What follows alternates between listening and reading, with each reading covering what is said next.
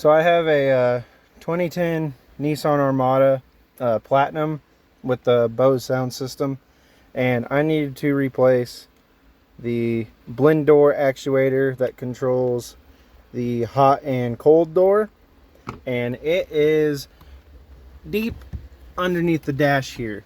I forgot to take videos on doing it. I just put everything back together, but I kind of wanted to, I guess, give a quick summary of what I just went through. There's another video of a guy who pulled the center console out and the glove box and was able to squeeze his hand through there to reach it. I'm not fortunate enough to be able to do that. So what I did is I had to first remove this, and once you get everything out, it's a bunch of plugs. You pull this out first. There is 4 screws, pretty straightforward. There's 2 right in the front and 2 deep in there. After that, just give this a nice tug. The screen is attached by itself, so this will come out. You'll have plugs for everything here. Undo all those. They're all pretty straightforward. You can't mess them up. The screen, there's 4 screws for it. It comes out, and then there's 3 plugs to it, I believe. There's 2 large clip-in and then 1 small one. I had to remove the kick panel. There is plugs for each one of these. There is a plug for the I believe it's a microphone here. Once you remove that, you can go ahead and pull the steering column out, the covers off. It's just 3 screws underneath. Drop the steering wheel down, and it will give you enough room to be able to pull it out. And then you can get the bezel out without doing this, but it makes it easier if you get up underneath here. There is a metal bracket with 4 screws or bolts. Undo that, and then you can get to 2 nuts that hold the steering column up. Once you do that, don't take them off, just loosen them. It will drop the steering column down to give more space to pull the bezel out here. And it is just some clips. Just give it a nice little tug. You'll have to pull the decorative ring off.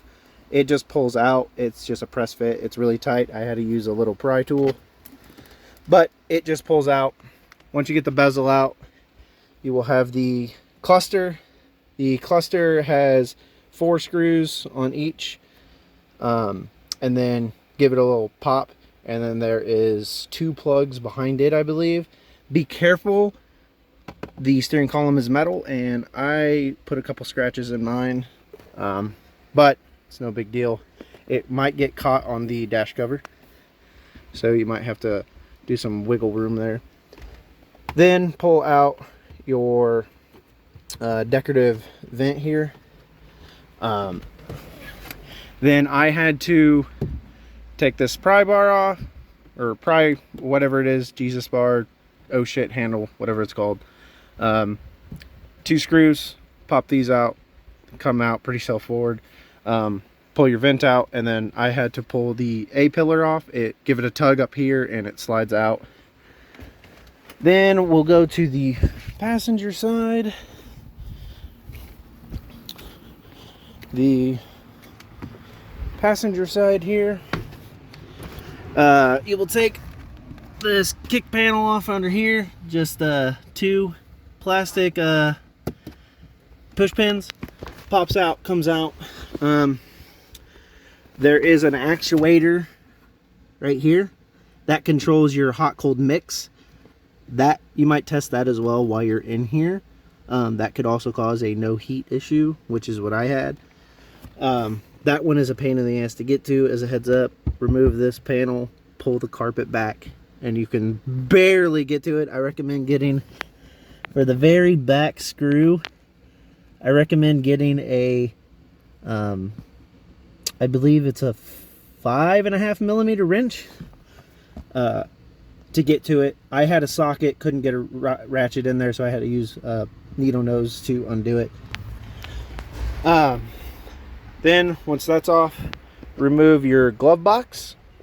It should be 2 screws at the bottom. Open it up, 3 screws along the top here. Once you get that off, take your vent cover off here. It's 2 screws and some clips, slides out. Then once you get that, you need to get underneath, and for the airbag there is 2 nuts for the airbag back there. They are lock nuts, so they are kind of a pain to get to. You'll probably need a swivel to get in there. It's pretty tight, it's not fun. Once those comes off, same as the driver's side, remove this, remove this. Your vent here, be very careful with this. I would use a pry tool, and mine's not pushed back all the way down anyway. Pop it up very lightly, just go along. There's some clips.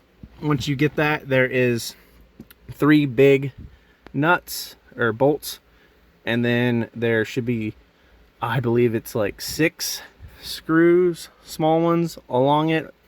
I use the reflection of the windshield looking down to help me look up there, but it's not too bad to get to. Once those are all taken out, I had to just unscrew your shift knob here, and pop up. It was really in there on mine, but you'll want to pop this up and pull it off. I didn't unplug really anything. I just kind of laid it back just to give me extra room for when the dash comes out. There is 2 screws, I believe, once this comes out back there as well. And then I think that was everything to shimmy the dash loose to get it up. Oh, I forgot. There is a GPS sensor as well up there. You'll have to remove that and pull it out. You can do that once the dash is kind of lifted. But you'll have to pull it, and then there's a slot. You just slide it out. You don't have to unplug it. And then there is a pigtail for each speaker. One over there as well. Once it is up, there is a microphone, I believe, in here. This just pushes up with some clips, and then you can get access to unplug the microphone. And I believe the dash comes out after that, if I'm remembering right. And then once the dash is out, there is 2 vent.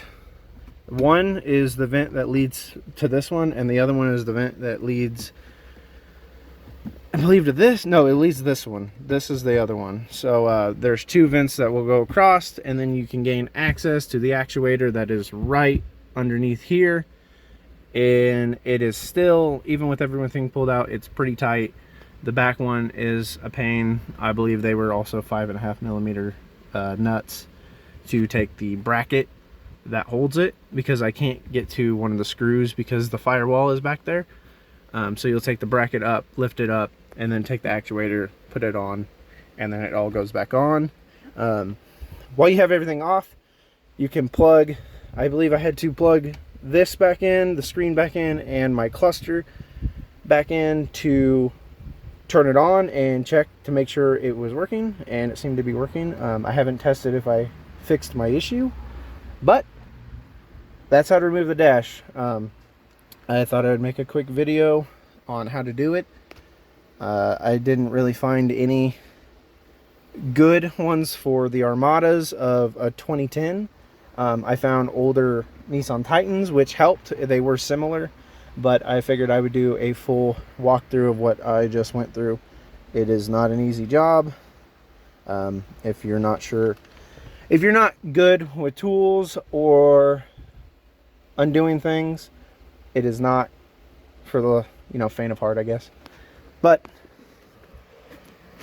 it did save me quite a bit of money on having a shop do it.